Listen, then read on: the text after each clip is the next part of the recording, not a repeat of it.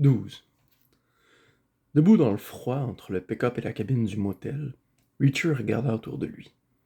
Il n'y avait pas grand-chose à voir. La lumière bleuâtre des néons allait jusqu'à l'épave de la Subaru et faiblissait tout de suite après. Au-dessus de sa tête, la lune et 1 milliard d'étoiles glacées. « Vous avez encore du café au chaud ?» demanda Reacher. « Je ne peux pas vous servir. »« Je vous cafeterai pas. On nous surveille peut-être. » Ils sont en train de conduire 2 types à l'hôpital, à 100 bornes d'ici. Pas tous. C'est le dernier endroit où ils vont me chercher. Ils vous ont ordonné de me virer. Ils doivent supposer que vous leur avez obéi. Je sais pas. Voici ce que je propose, dit Reacher. Je vais partir pour vous éviter les ennuis. Vous pourrez garder les 30 billets parce que vous n'y êtes pour rien. En échange, je voudrais une tasse de café et quelques réponses.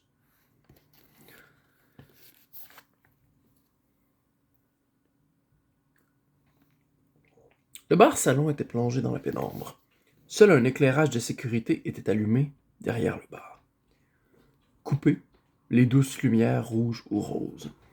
Rien qu'un néon verdâtre à l'éclat fortement vacillant et quelque chose de bruyant dedans. Pas de musique, et en dehors du grésillement du néon et du souffle du système de chauffage, le silence régnait dans la pièce. Vincent versa de l'eau dans sa machine et mit quelques cuillères de café dans une boîte de la taille d'un tambour dans un filtre de la taille d'un chapeau. Puis, il mit l'appareil en marche et Reacher écouta les glouglous et les sifflements de l'eau en regardant le précieux liquide brun monter dans le récipient en verre. « Commencez par le commencement, dit-il. Le commencement remonte à longtemps. C'est toujours comme ça. C'est une famille ancienne. Ce sont toujours des familles anciennes. Le premier que j'ai connu était le père Duncan, un fermier, issu d'une longue lignée de fermiers.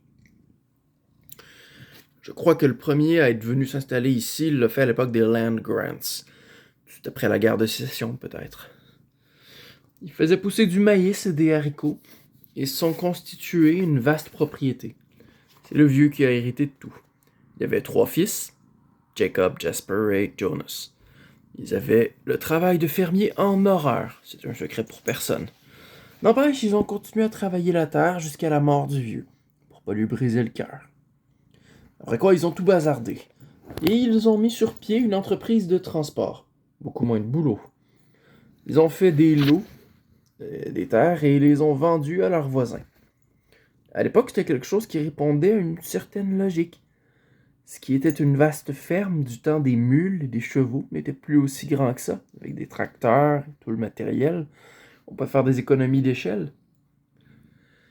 Les terres se vendaient à bon prix à l'époque, mais les garçons ont su se montrer raisonnables. Ils ont consenti des rabais, mais à condition que les voisins acceptent que la Duncan Transportation ait l'exclusivité de la livraison de leur récolte, ce qui répondait aussi à une certaine logique. Tout le monde y gagnait, et tout le monde était content. Jusqu'à ce que... C'est peu à peu que les choses sont devenues moins drôles. Il y a eu une dispute avec un des voisins, l'histoire ancienne à présent. Ça doit bien remonter à 25 ans. Mais la situation s'est envenimée. Le conflit a duré tout l'été, après quoi le type n'a pas pu faire transporter sa récolte. Les Duncan l'ont laissé tomber. Il a pourri sur place. Cette année-là, le type n'a pas gagné un sou. Il n'aurait pas pu trouver quelqu'un d'autre pour le transporter. À ce moment-là, les Duncan tenaient tout le comté. Ça valait pas le coup qu'une autre entreprise fasse tout ce chemin pour un seul chargement. Le type n'aurait pas pu s'en charger lui-même. Les fermiers avaient vendu tous leurs camions puisqu'ils n'en avaient plus besoin, de leur point de vue, à cause du contrat. Et de toute façon, l'argent leur servait à rembourser leurs emprunts. Il aurait pu louer un camion, au moins pour une fois. Le bahut n'aurait pas pu franchir le portail. Dans les petites lignes du contrat, il est précisé que seul un camion de la Duncan Transportation avait le droit de venir prendre un chargement dans la ferme. Aucun moyen de contester la clause. Pas devant un tribunal et encore moins sur le terrain, vu que les joueurs de foot étaient déjà entrés en scène. La première génération. Ils doivent plus être tout jeunes à l'heure actuelle. Contrôle complet, dit Reacher. Vincent acquiesça. Et très simple, reprit-il. Vous avez beau travailler toute l'année, si votre récolte n'est pas transportée pour l'ensilage, on doit s'asseoir sur son cul et rien faire pousser. Les fermiers vivent d'une saison sur l'autre. Ils ne peuvent pas se permettre de perdre toute une récolte. Les Duncan avaient trouvé le point sensible idéal. Par hasard ou par calcul, je sais pas vraiment. Dès qu'ils s'en sont rendus compte du pouvoir que ça leur donnait, c'est sûr qu'ils en ont profité. Comment? Oh, rien de vraiment méchant. Les gens paient un peu plus cher que le tarif. Ils font attention à bien se conduire. En gros, c'est tout. Et vous aussi, c'est ça? Vincent acquiesça de nouveau. J'ai eu des réparations à faire il y a 10 ans. Les Duncan m'ont prêté l'argent sans intérêt, à condition que j'accepte de leur donner l'exclusivité de mes livraisons. Et vous continuez à payer. Et nous continuons tous à payer. Pourquoi vous bougez pas? Pourquoi acceptez-vous d'en prendre plein la gueule? Vous voulez la révolution? Ça risque pas d'arriver. Les gens ont besoin de manger. Et les Duncan sont malins. Ils connaissent le proverbe. On écorche un mouton une fois, mais on peut le tondre tous les ans. C'est jamais vraiment méchant, vous comprenez? Ouais, comme le coup de la grenouille dans l'eau chaude, dit Reacher. C'est ça que la femme du médecin m'a décrit comme situation. C'est comme ça que nous la décrivons tous. N'empêche qu'à la fin, on meurt bouilli. C'est pas pour demain.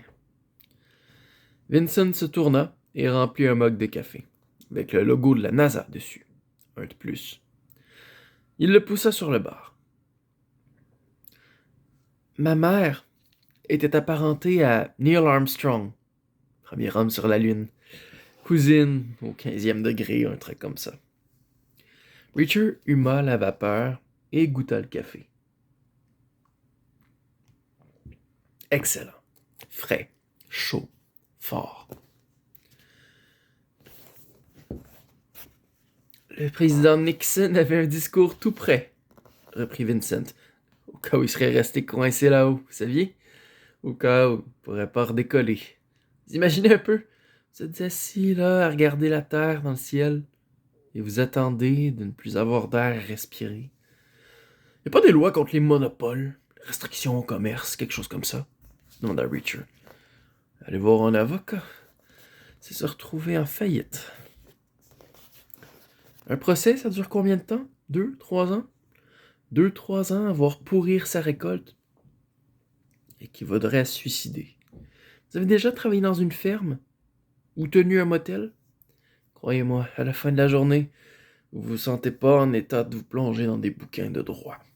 Vous avez juste envie d'aller vous coucher. Massacrer la voiture du médecin, c'était pas rien, fit observer Reacher. Je suis d'accord, dit Vincent. C'est pire que d'habitude. Ça nous a tous même mal à l'aise. Tous?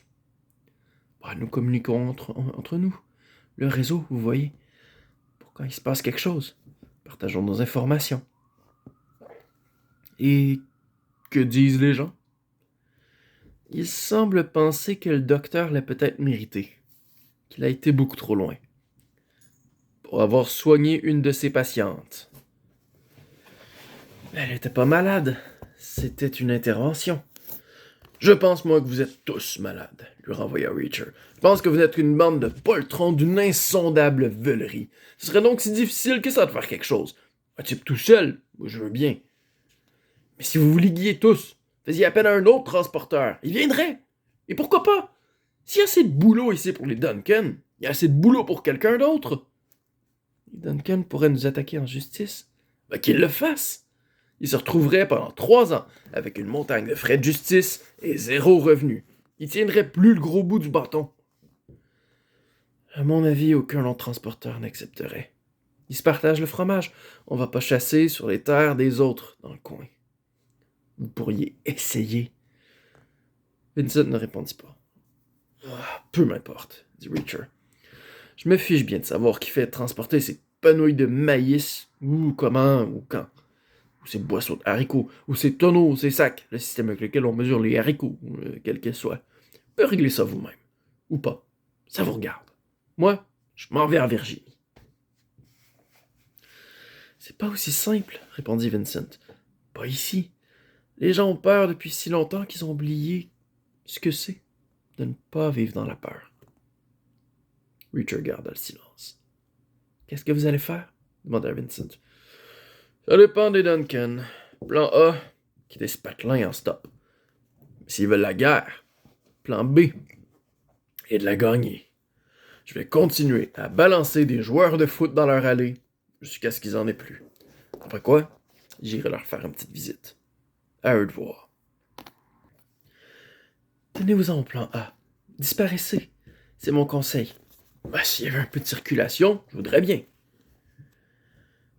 Il faut que je vous demande quelque chose. Quoi donc? La clé de votre chambre. Je suis désolé. Richard la sortit de sa poche et la posa sur le bord. C'était une grosse clé en laiton avec un 6 dessus. Où allez-vous dormir cette nuit? Demanda Vincent. Il vaut mieux que vous le sachiez pas. Les Duncan pourraient vous le demander. Et bien entendu, vous leur diriez, n'est-ce pas? Faudrait bien, admit Vincent.